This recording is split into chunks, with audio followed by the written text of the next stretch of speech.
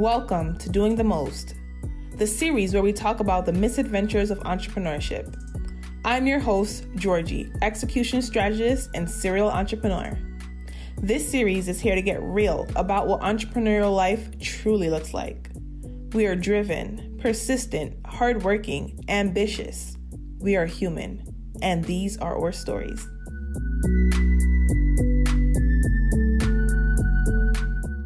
Welcome back to another episode of Doing the Most, the misadventures of entrepreneurship. I'm your host, Georgie, and today I have a very special guest with me, Mellany Paynter.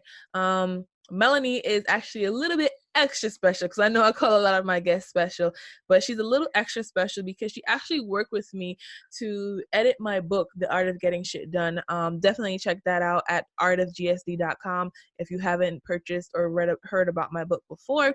But, you know, Mellany is an author herself. She's a writing coach.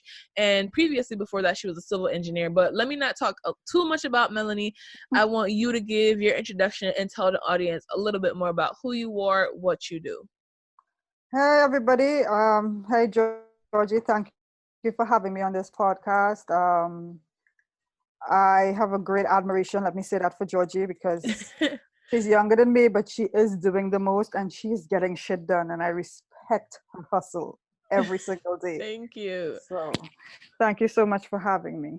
I don't really like to talk about myself, but because you asked, let me just say, I am a writing coach, a book writing coach, but I'm also an editor. Recently, I also write for a newspaper. Anything writing, I'm there. And it is true that I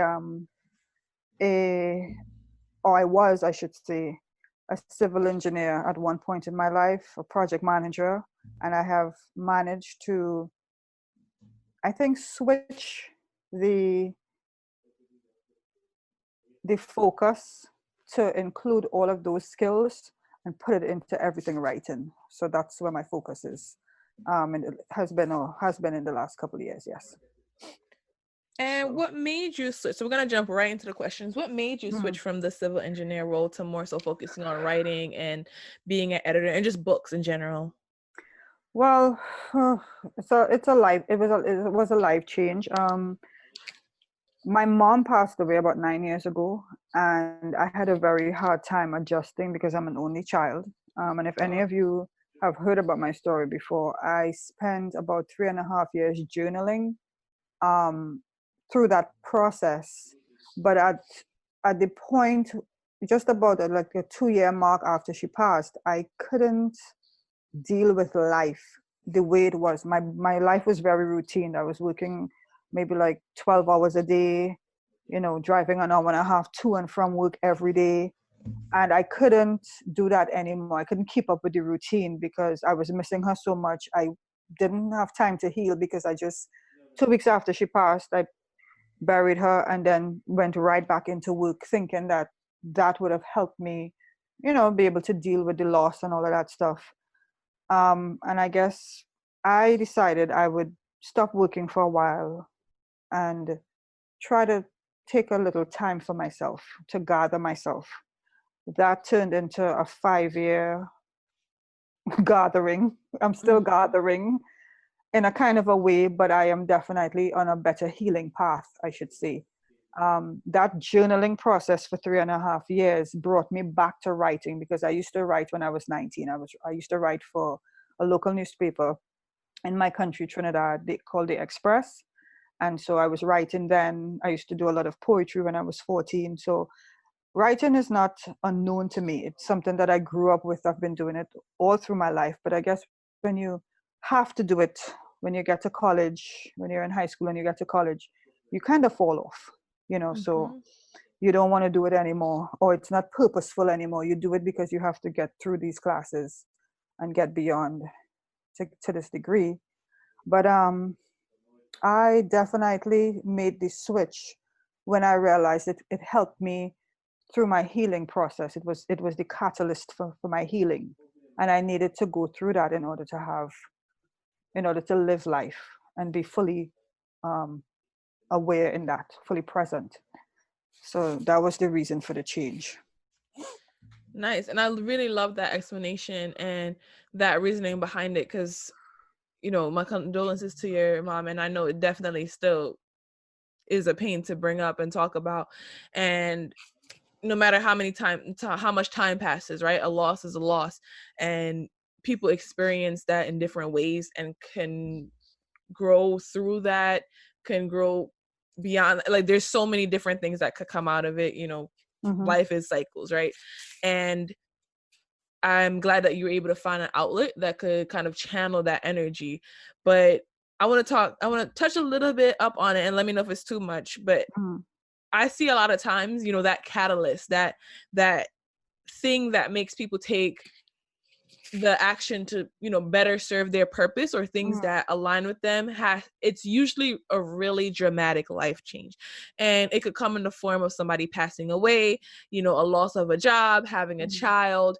Do you see that a lot with like writers or people in general? I see it a lot with like entrepreneurs, or, you know, it's like they got sick with like a very bad disease, or they Mm-hmm. almost got hit by you know, it's a really traumatic incident that happens, and it's like you kind of think to yourself, that could have been it.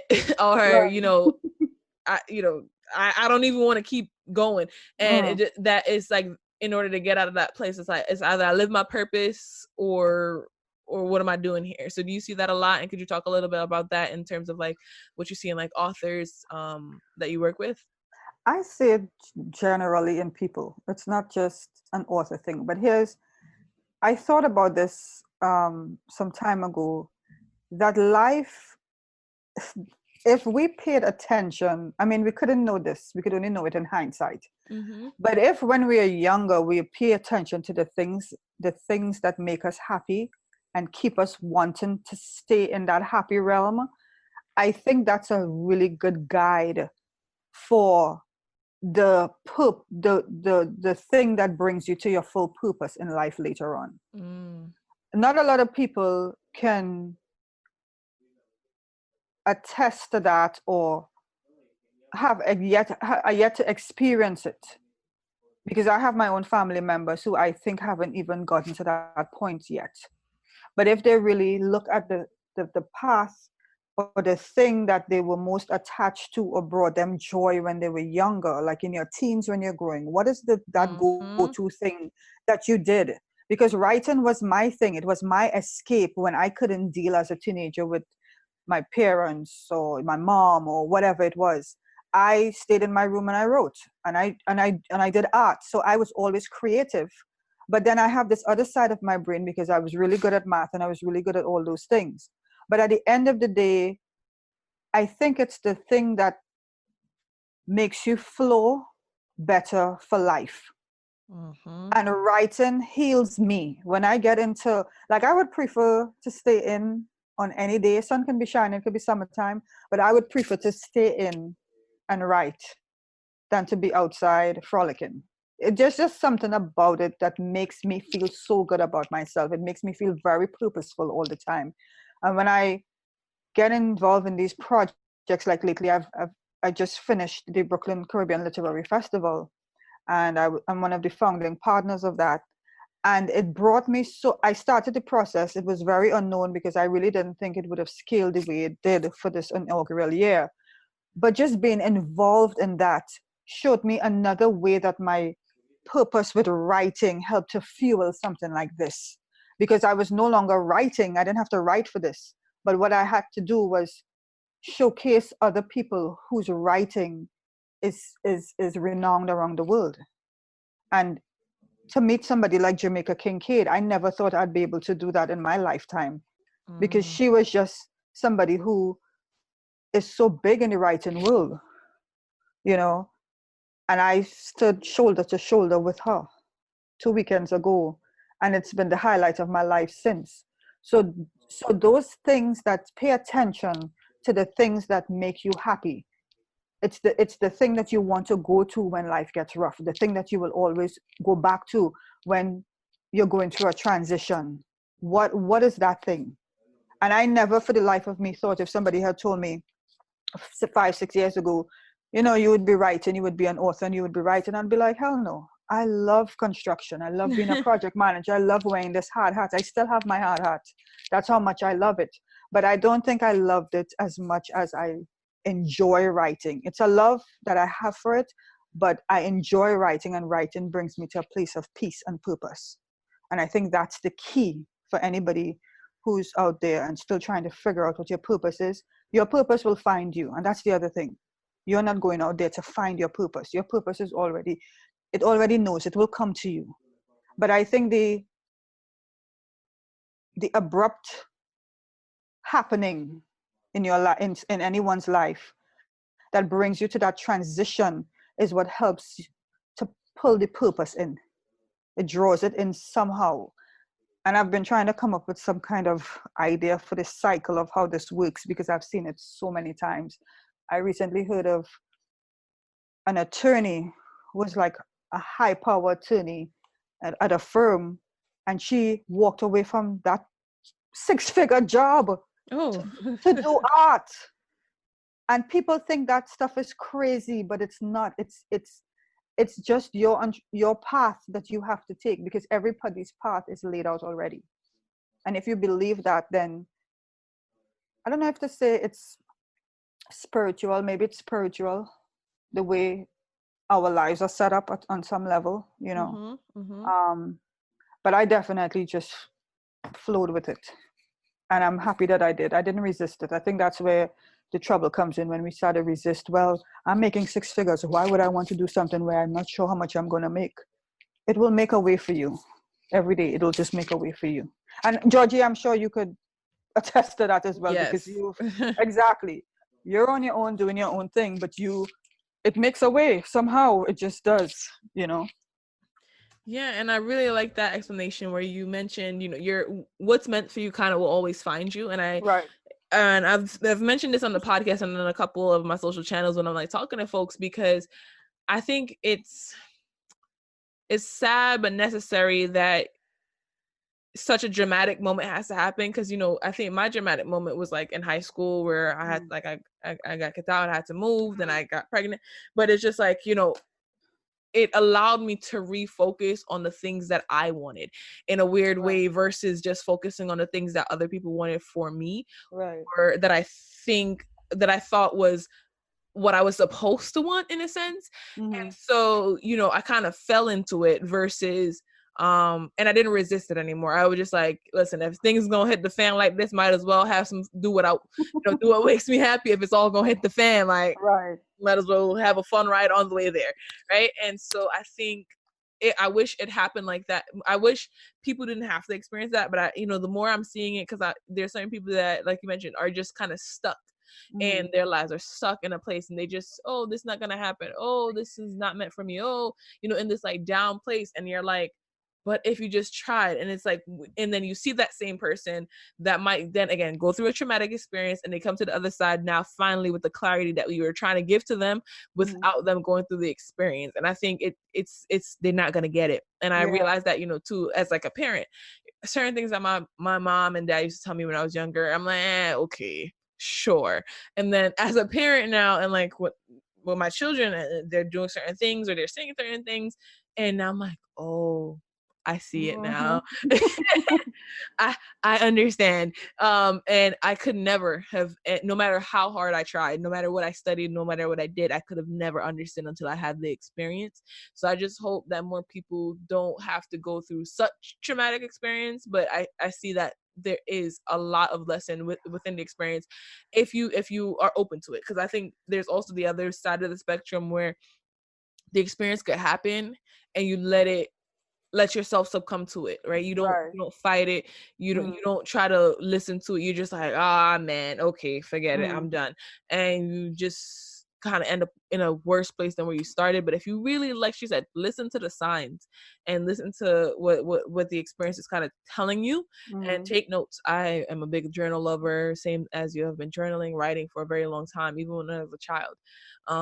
Certain things where I didn't want to talk about it out loud, various family members and friends and family friends say they still have letters from me, because I would just, if I had something to say and it was Mm-hmm. very deep or impactful, I would write them like 4 or 5 page Oh long my letters. gosh, that was me too. I could only explain my feelings on paper.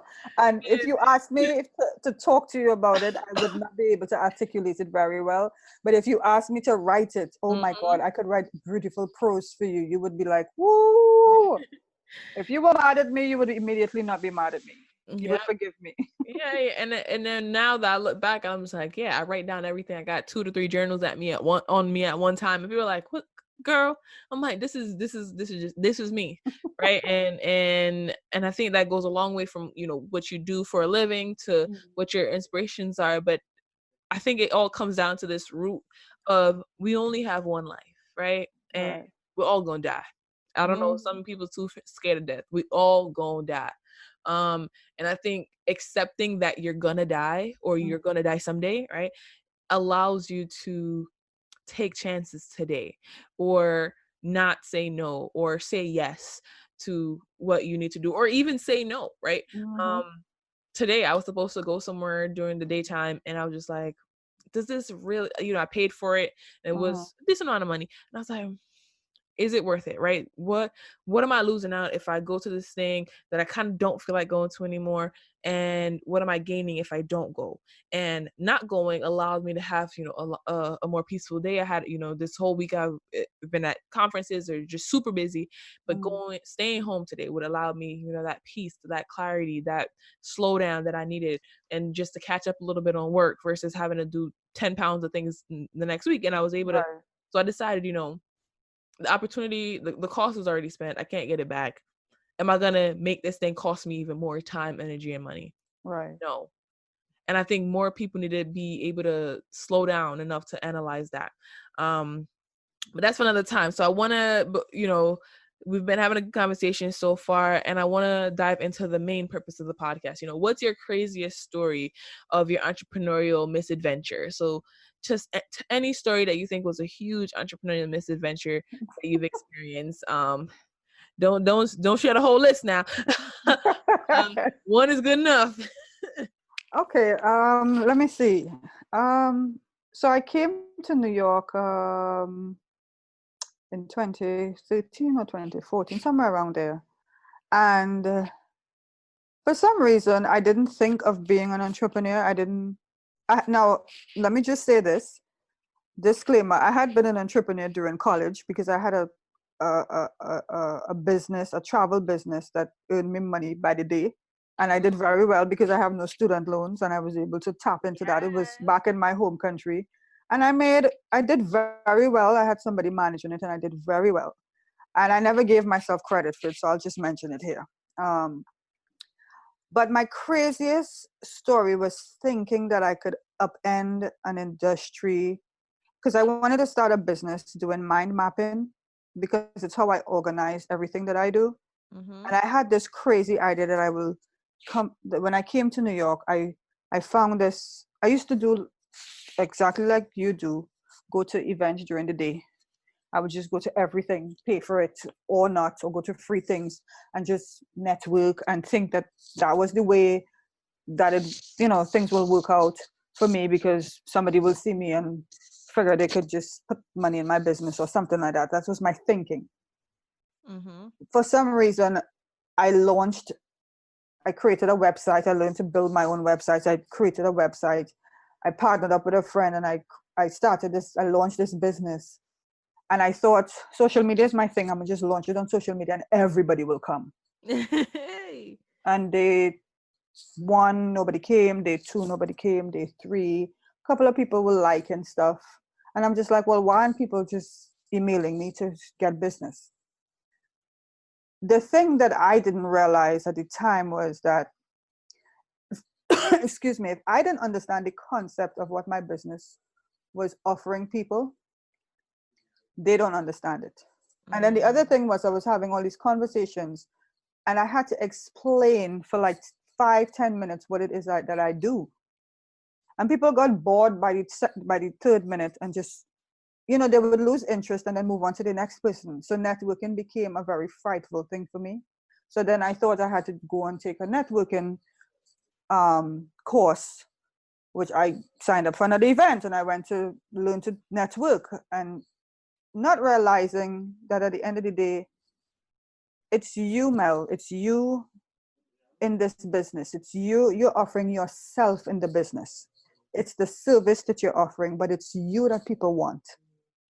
And until I learned to be authentic in whatever it is that I'm doing now and comfortable, only then I was able to build the confidence and really be myself and really be present in what it is I was offering. If you're confused about whatever it is you're offering out there, I don't care if you have t-shirts, but if you're very confused and you can't say it off in one sentence, don't bother selling it, because it means you're not comfortable. Go back from the beginning and learn to be comfortable with whatever it is you're doing. And I will say that takes time. So that was one of the biggest things for me. I spent about 3 years trying to get into this crazy market of getting businesses to hire me, I guess, because I wanted to do it with individuals, but then that's small money. So then I changed the model and I said, okay, I'm going to target businesses. But there was one company who was doing it and doing it so well. And I was like, I don't want to follow their model, but I just did not know how to innovate and do something different. In hindsight, again, I realized that was not for me, because that is not what I was supposed to be doing, which is why it never happened. I wasted 3 years on it. Learning. It is. And then I paid for a coach.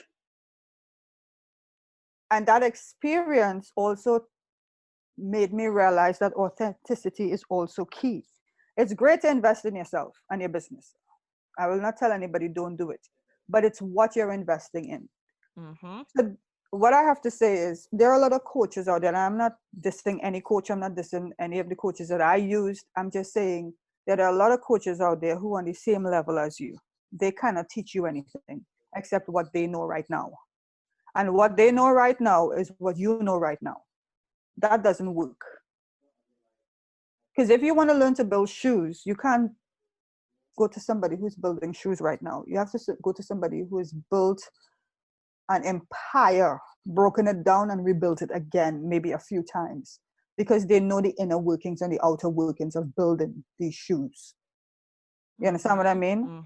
But a lot of us make the mistake of thinking, oh, well, I could afford maybe $300. And if I invest the $300, then I could learn what the $3,000 coach is giving me or the $30,000 coach is giving me. I'm not saying don't invest. I'm just saying be careful who you invest with, because a lot of coaches are on the same level as you. And that was another mistake I made, because some of the coaches that I used were on the same level as me. I learned a few things, but not enough to make me understand the uniqueness of what it is I needed to be doing. You know, I think there's a huge misconception out there that the way you have to grow your business is like this basic model that everybody follows from. That is inaccurate. And I learned that the hard way. It took me another year or year and a half to figure that out again. The thing is that, or even that the way that influencers are doing it and scaling is the way that you need to grow your business. That's not true. That's not true. Your process is unique to you only. And the way your business succeeds, nobody else's business will succeed like it. And vice versa. You know? Now, you could still apply the tips and tricks from the people that you're learning from. But at the end of the day, you have to make it yours. You have to know enough about it to make it yours. When I talk about my writing, anybody who's meeting me for the first time has no doubt that I know what I'm talking about, because I'm comfortable. I know what I can do. But if I'm on somebody else's model for their business and I'm trying to copy that, which is another thing that I feel like when you're in a Facebook group, because they encourage you, the model is they encourage you to be in all these Facebook groups, talk to people, do this. All of that requires work and time. Mm-hmm. And it means sitting on your computer for hours on end. And every time something pops up, you get to respond. But it also is very rude, because if you're in a group with somebody who is a writer herself and you offer in writing, if somebody pops up and said, oh, I need help writing such and you respond, it's kind of rude to the person who's hosting in the group, because she's the expert, right? So I'm not sure how social media really helps with this. And I guess people have gotten leads, but that just wasn't a process for me. For one, I'm not a social media person. Like I'm not a huge, I don't want to build my business off of social media. It's a great concept, and some people have done it and done it very, very well. That's for them. Yep. I realize I have to touch people's lives on the ground personally. I have to meet you, hold your hand, shake your hand, have a conversation with you. That's the way my business works. Mm-hmm. It's a longer process, but it works for me. And I've had the minute that I niched down and I focused on what it is I was really good at, I've had no problems having clients, none. I don't look for clients anymore. And I think that's the shift that had to happen before. But I had to learn some things. I had to make the fall. You have to fall first, and then you have to get up. You have to get bruised, and then you have to get up again. And you can't quit, because this is how you make money. So you have to keep going, you know. And you have to try different things, Georgie. Like, I see you out here trying all kinds of different things, and I'm proud, because you have the guts to do that. And you have the energy. I don't know where you get the time, but that's the way you will succeed. But that's you. Mm-hmm. It may not work for the person who's looking at you tomorrow morning, and it may not work for me. I probably can't do what you do, because that's not the model that I need to follow for my business. Mm-hmm. You know, so I did overspend a lot of money. I definitely spent a lot of money. I wouldn't say how much. And I definitely invested in a lot of these softwares and all of this stuff, but it was before my time. I was doing things ahead of my time that I didn't really need for my business, because sometimes less is more. And until you understand what that model is that works, I would say don't go out there spending money all willy-nilly. Like, you don't need $5,000 to start a business. Mm-hmm. You need to create a model that gets people to you, and you have to understand how to do that. So maybe you have to touch people, or maybe you're a social media savvy person and you're good at that. Maybe you like taking pictures and you're pretty, you look good. If that's your confidence, then that works for you, you know. So you've got to do that. But the minute and you definitely have to try things over and over. You can't quit on it. You have to keep going. If this fails, maybe try it again another time, and maybe it might start picking up, but you can't quit. Because the minute you quit is the minute you haven't really tested the model to its fullest. You know what I mean? Yeah, 100%. I couldn't even like pause you. That was there were so many gems. Like I don't know if the folks are gonna pick up and hear the background noise. I'm taking notes because I want to bring up some of the key things that you said, because it was very much a deep dive. And you know what I'm gonna point out some things that I really, really like. You know, you said focus on what you're good at.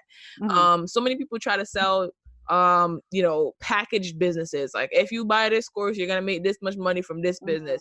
And not for nothing, some of those things do work, but at a lot of times, if that's not your passion or that's not your interest, it won't work for you, period. Right. There's no, oh, maybe, sometimes, perhaps, no.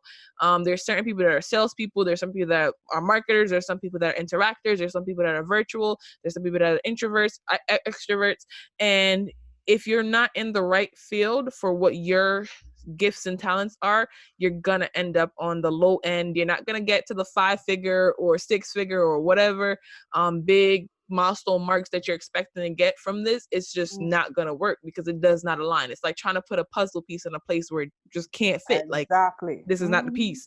It's a part of the puzzle, but it's just not right here. It's not where it goes.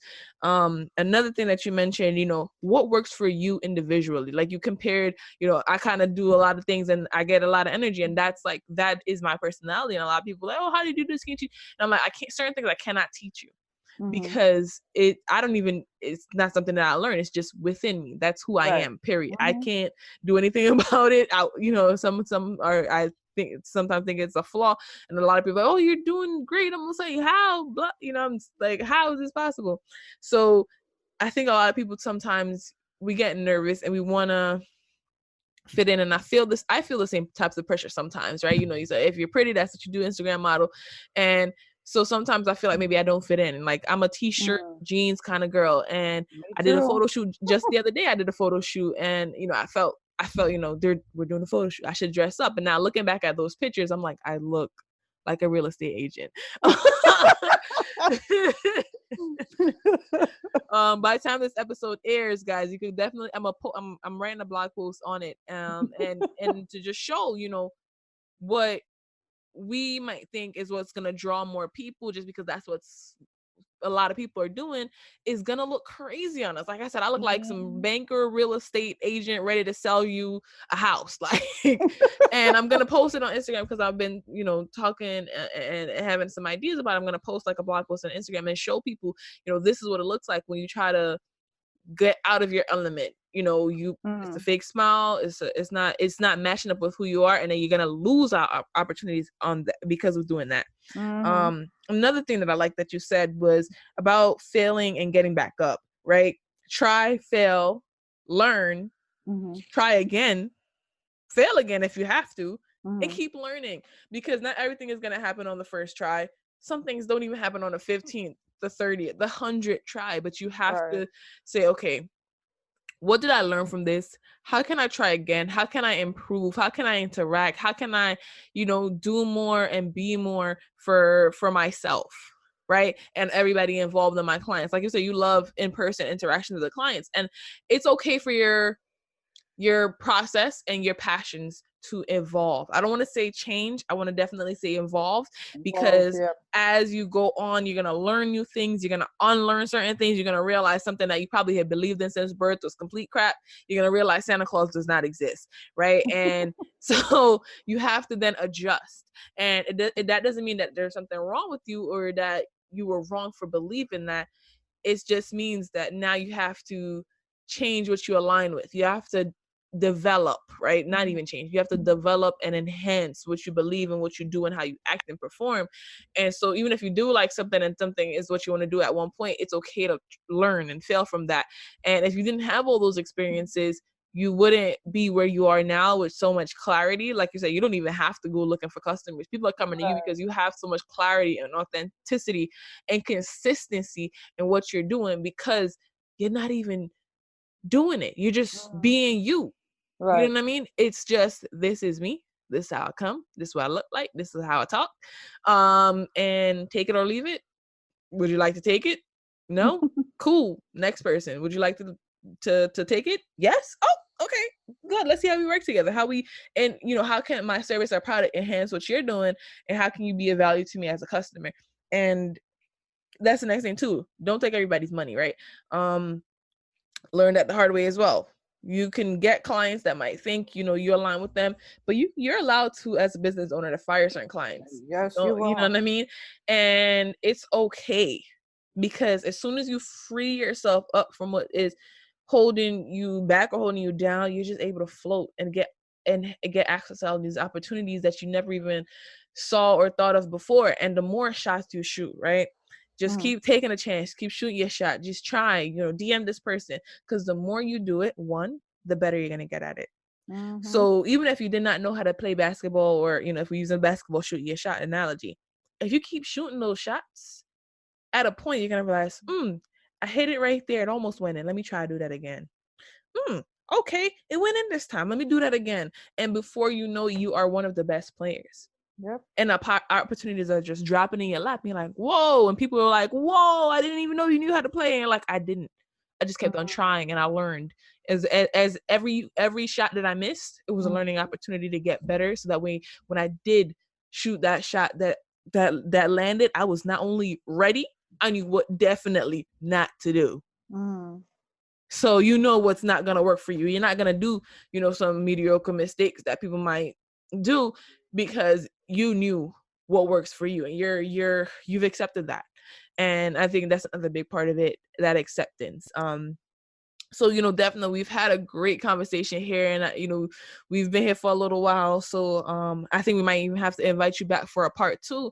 I only asked like 2 questions, but because, the conversation is deep. And guys, I definitely want you guys listening to replay this episode, because there's a lot that we touched upon here, even though it wasn't a lot of questions asked. The depth and the discovery that came from each question, I think will really help to refocus a lot of folks that are current entrepreneurs that are kind of not sure where to go from here, or people that are ready to take that leap and become an entrepreneur. So the last question I want to ask to you today, Mel, is what advice or teachings do you want to leave with the audience? Like, if they could take away one thing from this episode, what would that be? I'm gonna give you guys my favorite Nora Ephron quote, and if you all don't know who she is, go find out. She says, "Above all, be the heroine, or for the guys, be the hero of your life, not the victim." So every time, if you're out there and you're trying to start a business, you're on this entrepreneurial journey, and you feel like you're gonna fall down, guess what? You be the heroine, you be the hero. Go find something that makes you feel a little better about yourself. Write a blog post, talk about how you feel. Do a YouTube video or IGTV. Do something that makes you feel a little better, because at the end of the day, you're going to look back a few years from now and be like, oh my God, I was sweating over this stuff. It wasn't even anything to sweat over. Facts. It is true. So above all, you got to be the heroine or the hero of your life. Don't be a victim out here, because entrepreneurship only works if you know how to work it, and if you work through the steps to work it. And it's your own journey. So please get out there and do what you got to do. Yes. And we couldn't have ended it on a better note than that. I love that. I really, really, really love that. And just one little thing to add to it, you choose how you tell that story, right? And when you mention being a hero or heroine of your story, it's about not saying the story in a way that it's like a deficit to you, but how that your journey and your story has been a benefit to you. So thank you so much for being here today with me, Mellany. As she said, be the hero or the heroine of your own story. And then guys, definitely check out in the comments. You'll see her information to follow her. Check her out. I've done a couple blog posts when I talked about the journey of writing my book. Definitely included Mellany there. So definitely check out Mellany Paynter and her work as a book and author and publisher specialist. Thank you so much for being here with me today, Mellany. No problem. Thanks for having me, Georgie. You're welcome. Doing the Most. Catch us here next week, same time, same place. If you can't wait, head on over to doingthemost.xyz to stay connected. Until next time, keep on doing. This has been a Gifted Sounds podcast. If you enjoyed the podcast, please subscribe, rate, and review. For more podcasts, please visit giftedsounds.com.